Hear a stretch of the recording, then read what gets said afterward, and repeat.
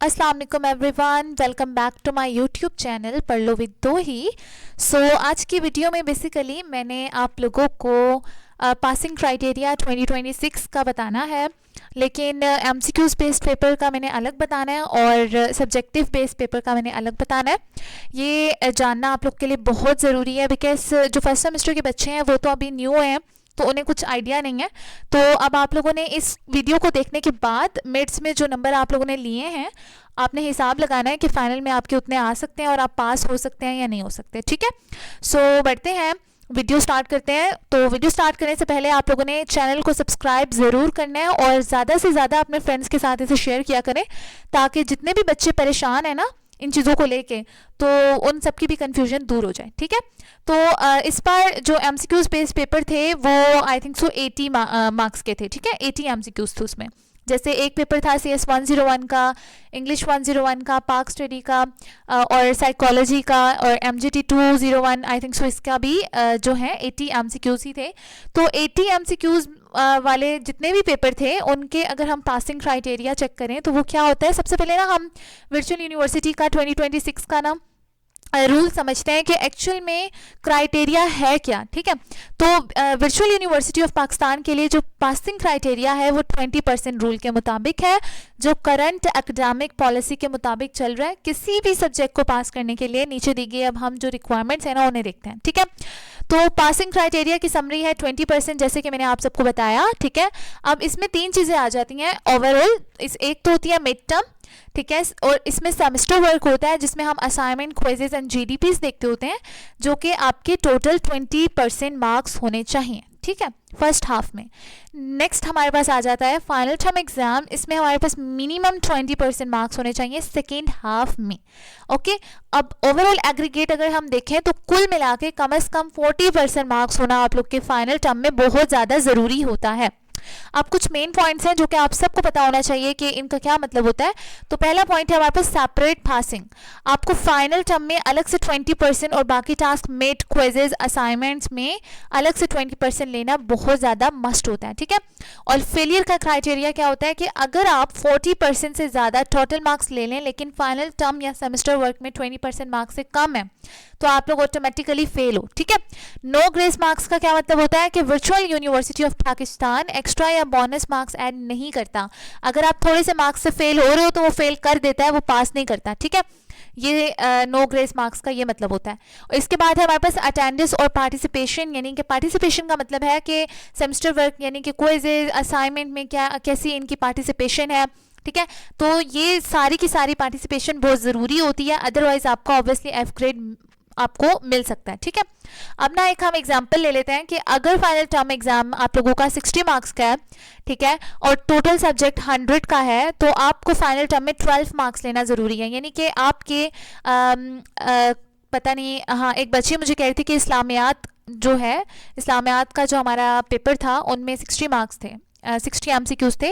तो अगर आप लोग का कोई पेपर जो है वो 60 मार्क्स का था तो उसमें आप लोगों को 20% मार्क्स लेना ज़रूरी है।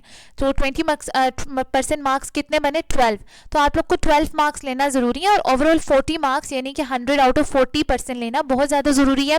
ठीक है, 12 मार्क्स तो हमारे फाइनल के हो गए, बाकी जितनी भी परसेंटेज मिलेगी ना 20% हमारे जो 12 मार्क्स बने वो फाइनल के हो गए। ठीक है, उसके बाद जो 20% बनेंगी वो हमारे पास क्विजेज, असाइनमेंट, GDP और मिड टर्म के मार्क्स मिलाएंगे, फिर आप पास हो गए। ठीक है, और जो CS 101 है, साइकोलॉजी है एंड पाक स्टडी है, इंग्लिश है, ये जो सारा पेपर थे ये 80 मार्क्स के थे। तो अगर आपके पेपर में 80 MCQs हैं तो मिनिमम 16 मार्क्स लेना ज़रूरी है आप लोग के लिए फाइनल में। ठीक है, लेकिन सिर्फ फाइनल पास करना ज़रूरी नहीं होता, असाइनमेंट्स, क्विजेज और मिड टर्म का भी 20% रूल होता है। तो ये सब क्राइटेरिया पूरा करना ज़रूरी होता है और ओवरऑल सब्जेक्ट में मिनिमम 40% टोटल होना चाहिए, जब तब जाकर आप जो हैं उस सब्जेक्ट में पास होंगे। ठीक है, तो अगर हम एक नॉर्मल बात करें तो 40% कंप्लीट हमारे पास होता है, तो उसमें 20% आपका क्राइटेरिया मिड का मिला होता है, जिसमें क्विजेज असाइनमेंट जीटीपीज होती हैं, और 20% आपका फाइनल में मिला होता है। ये सारा का सारा सिनेरियो मिला के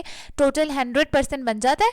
ठीक है, तो अब आप लोगों को इस 100 में से 40% लेना बहुत ज़्यादा ज़रूरी होता है, जिसमें से मैंने बताया कि 20% आपका मिड और 20% आपका फाइनल होता है। ठीक है, और उसमें ना सिर्फ फाइनल और मिड शामिल होते हैं, बल्कि आपके quizzes assignments and GTP each and everything शामिल होती है। ठीक है, तो ये क्राइटेरिया था। दोबारा समझा देती हूँ कि 100% में से 40% लेना मस्ट है, तभी जाके आप फाइनल टर्म में पास होंगे। और 40% कैसे मिला के आएंगे वो मैंने सारा कुछ बता दिया है।